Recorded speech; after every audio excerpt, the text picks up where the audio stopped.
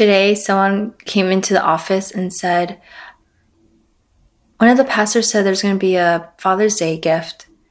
And what was the gift? And I went to my husband, and then he's like, where's my gift? Because he didn't go to church. The husband didn't go to church. The husband didn't go to church. And then, so today she asked, and then we said it was a popcorn. And then she said, oh, that was the gift? And then she said, I guess I got to buy my husband a gift now. That's it.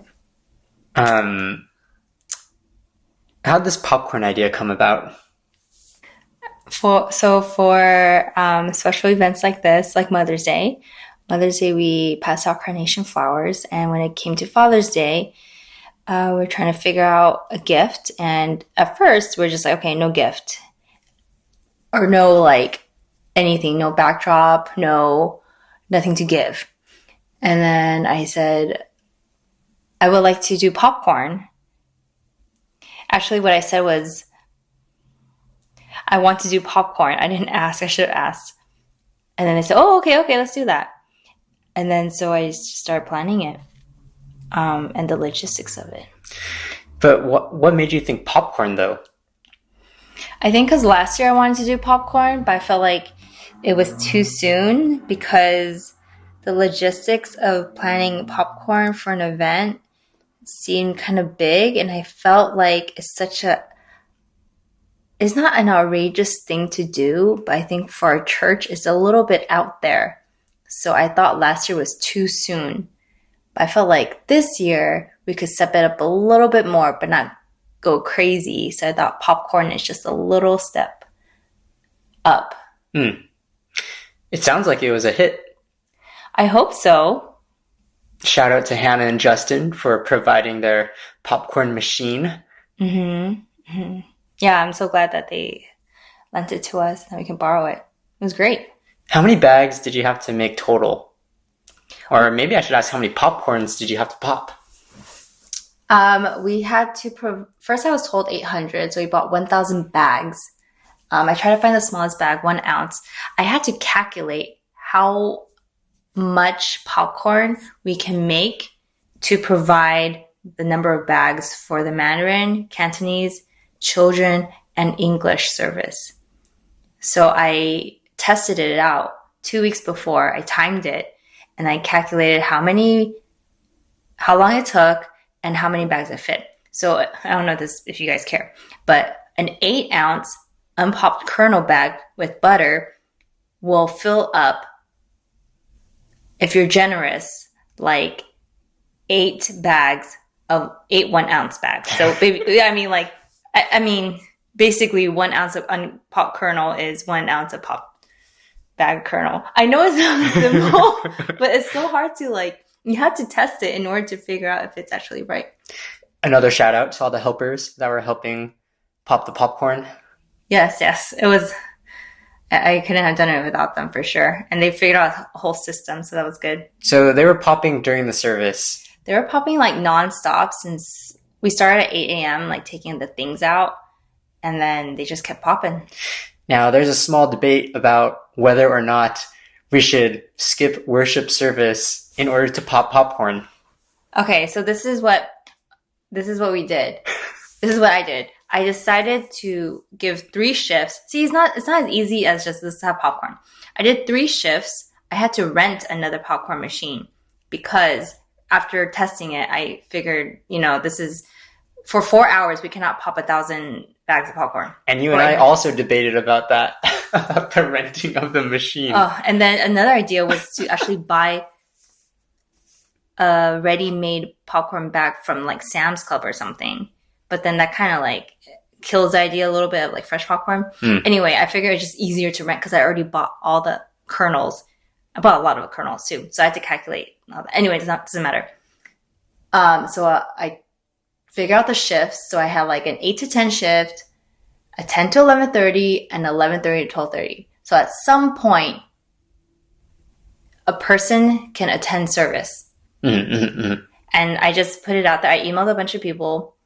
Some from college and some of friends of mine that I figured maybe they would like to help. and asking if they would be open to helping and what times they can help. Mm-hmm. So it was up to them to pick. I didn't like make sure that they were able to go to service, but I think they just worked it out where they could go to service. Yeah. No, I'm very thankful for all the people who serve. And I know there's people who serve even not on special days, like doing other things and having to miss service. Mm-hmm. And I think that's part of why I'm proud to have a social media ministry that has the services online. But anyways, that's for a different podcast. Mm-hmm. How many popcorns did you have at the end of the day? I only saw from the English side, but we had like maybe 15 bags extra, but I think people took it. Really? And then I told the helpers to just throw away the unpopped popcorn that was like maybe 4 or 5 ounces that were not in the bag. But I don't know, maybe the other congregations already had extra or didn't have enough, but I haven't heard anything. Is popcorn going to happen again? We plan to do it again for VBS. Wow. Friday open house. Wow. And that's maybe for max 400 people. But we'll also have pizza there too, so it's a little balance of that. Wow. And there's going to be a parent orientation for the children in August, and we were asked if someone asked if they can borrow the popcorn machine or to use it for that event. I want to talk about VBS, but one more question about the popcorn. How did it make you feel? It made me feel really happy that we could, I hope it made the 1,000 people happy or however many we made. It took maybe about 15 volunteers total. I think with that ratio and that many people that they served, I'm really grateful for them and just the way they were being efficient and figuring out what works for them and being on time and doing all this stuff. So I'm very happy that people stepped up and were able to help me as a friend and just serving the church. Okay, a couple years ago, I thought it'd be cool to do popcorn because, the pop thing too.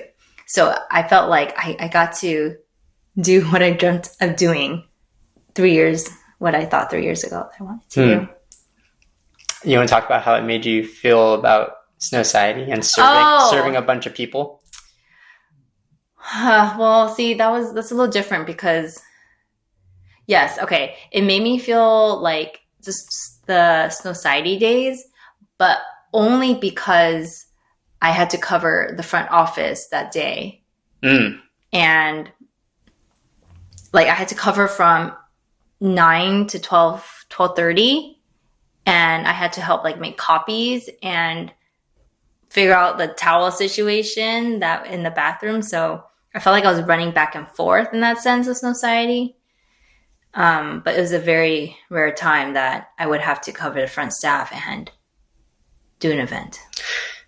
Good job getting it done, Jess. Good job. Thanks. It was great, I hope. I would like to say that I also did a good job covering the front desk. Oh, that's why. Wait, what do you... Oh, Aaron did cover the front desk when I had to run, as I went to like different areas too. And because I was helping to serve in this way, Aaron watched the kids. I did. I thought that's what you meant. And it was Father's Day. That too. Yeah, so he was with the kids in the morning, and we all drove to church by 8. Yeah. And then Aaron stayed with them until Sunday school started. Yeah. No, actually what I was talking about was how I was busy during the time that I was watching the front desk. You want to share what you did? Yeah. I talked to Uncle Joe. He said that the bathroom needs paper towels. Oh, and then that's when I came in and he told me. Yes, that was a whole paper towel. Somebody was looking for hot water. Sure. Yes, they did. Somebody said that the copy machine ran out of paper. And so I opened the other copy machine and I took paper from there and gave it to her. This is very eventful. That was like 7 minutes. Meryl scared me. She came to the window, and through the window she said, "Where's Jess?" Okay. I might be exaggerating a little bit. I'm not sure. Well, but I did get scared. You got startled? I did get scared, yes. Well, thanks for covering when I wasn't there. It was a quiet day at the office, actually. I mean, there's no one lingering, but there's people who needed help. Yeah, well, good job, Jess. Well, thanks for helping.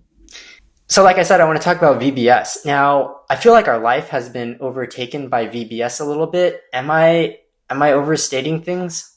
I mean, it's a little bit. I think it's a very true statement. It's a very true statement. For the past 6 months, when we first started planning, till now, it's been about VBS. Hope you're not tired of hearing about VBS. No, I'm not tired about hearing about VBS. I mean, I think you're doing a pretty good job of keeping it, separate from our home life and just trying to work when you're supposed to work. But I mean, right now it's crunch time, right? So it's a little bit inevitable that you're taking care of things, But I get it. It's a very big event. It's one of the biggest things that we do at church, I think, every year. Would you think so? Yeah, I think this year especially we're doing more. Well, ever since last year, we're trying to do all the congregations to be involved. So it's a very church-wide outreach event. Yeah. A lot of people are involved. No, you're doing a good job. I think for me, it's interesting seeing the behind the scenes from the admin side of things, maybe more like the director, more like the staff side of things. Shout out to Al. I saw Al on a Zoom meeting. I also saw some pictures of her leading an in-person meeting. She looks hardcore.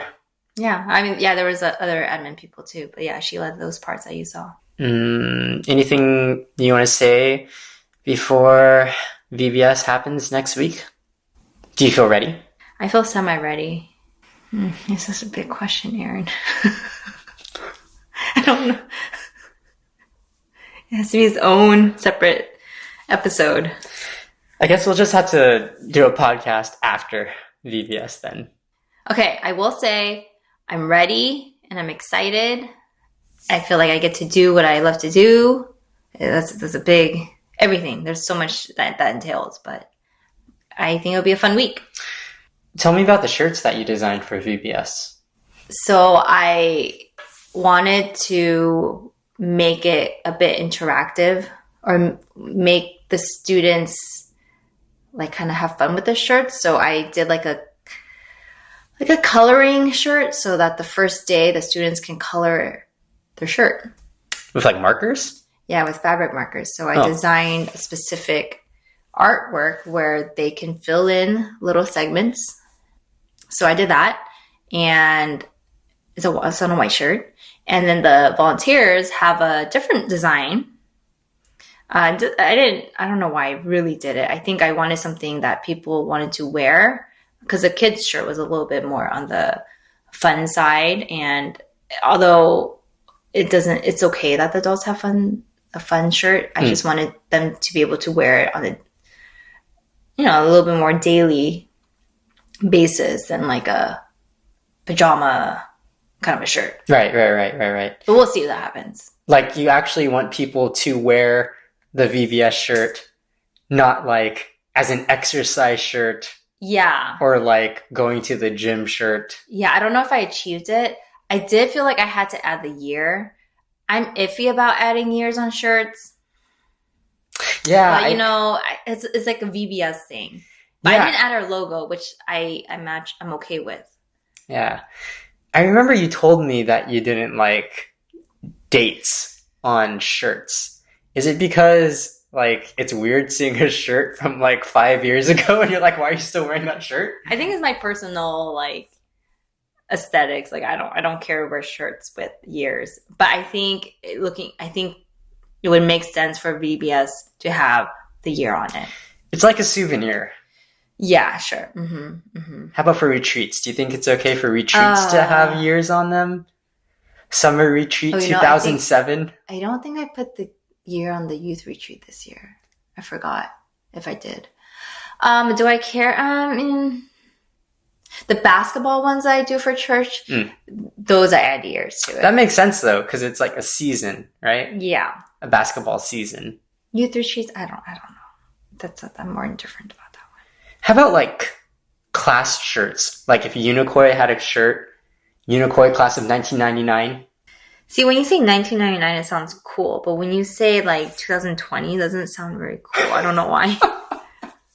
Is it because it's too close? Yeah. Yeah, it's like, oh, 1999 is like vintage. Cool Anti Club 2024. Yeah, see, I can't have years on those. 2023? I don't even know what year we are. I think it's 23. What's our best-selling merch so far, Jess? I would say it's a Cool Kids Club. I don't know if it's the youth or the adult version. I forget. Really? Mm-hmm. Cool Kids Club. I think so. And that's the one that you didn't even make like originally. I didn't originally make it for the adults. The adult size, only for youth. Right. Are you glad that you added it? Yeah, because I thought, I kind of want this shirt over, like, I like the black, the color on the black versus the color on the mauve or the color on the sand. But I'll be happy to wear the sand one too. It's just, it's a different vibe.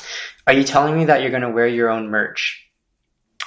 I think this one I will, because I'm very happy with the design.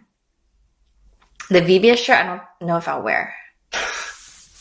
VBS 2023. Yeah, I don't know.